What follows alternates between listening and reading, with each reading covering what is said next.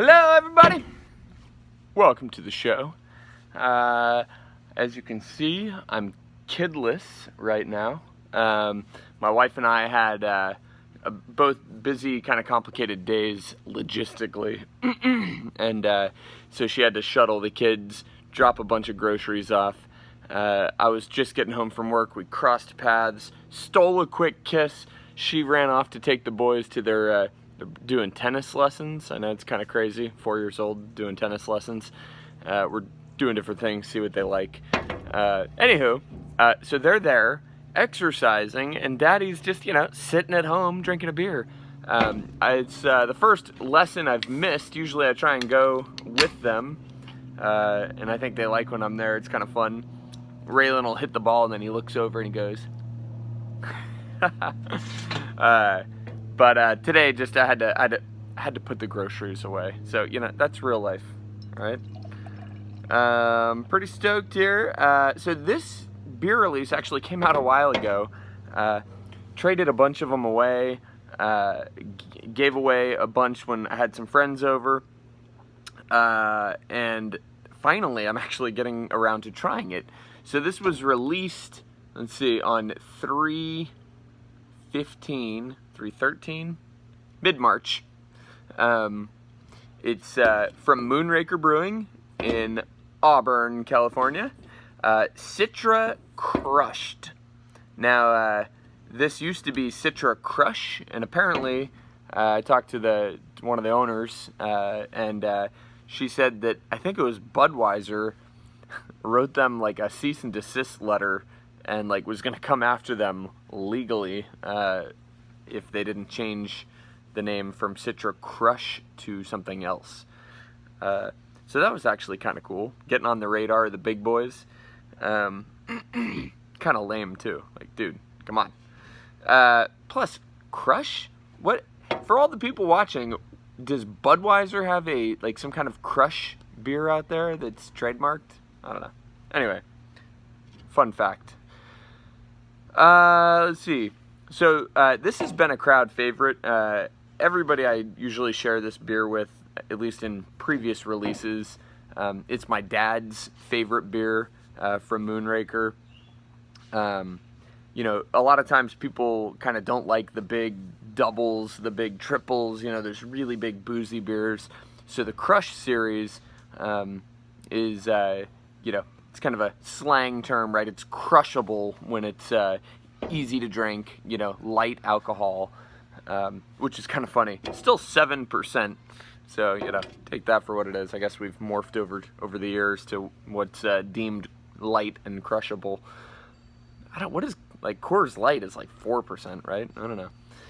But anyways, so still, it's an IPA. It's Moonraker's sort of signature style of hazy and juicy looking.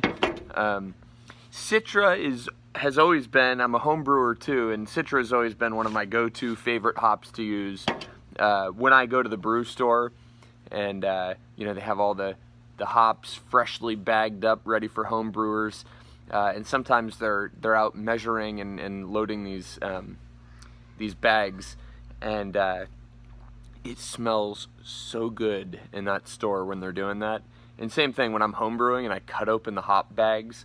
One of my favorite things to do is just sit there and smell the hop bags, because you get a lot of that when you smell a really hoppy beer. It's a lot of that tropical, it's that just seductive, fruity, they're all different depending on the varietal of hop, but Citra has so much pine and just pineapple and ripe fruity flavors right off the bat. It's one of the most aromatic and expressive hops, at least that I've played with and tasted. So let's give this one a little sniff and see what it's doing. Yeah, it smells so fragrant. It just smells delicious. It's fruity. There's a little bit of a kind of a slightly kind of a danky edge to this. There's a little bit of kind of resiny stickiness, which I like a lot. But you get pineapple, you get citrus, you get lemons and limes and peaches. It smells really good. Maybe a hint of melon, not a ton of melon. Yeah. And the color, good Lord.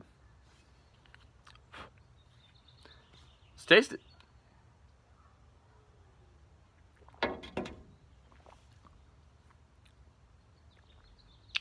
Super smooth.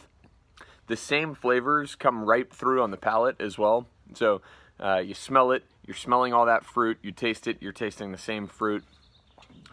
Definitely tons of kind of lemon and lime action.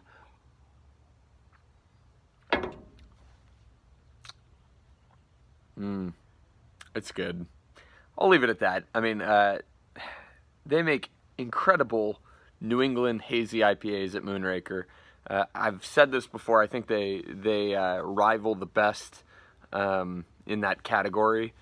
Very excited. I'm gonna zip over on Friday, next Friday, not this Friday, to pick up their first barrel-aged stout release, which is exciting. They're doing a, I forget what brand of bourbon barrel, but it was, it's an imperial stout aged in the bourbon barrel and then treated two different ways. They have one treated with maple and one treated with coconut, and the limits are only one bottle of each per person, so hopefully pick those up, give those a review, see what Moonraker can do on the dark side.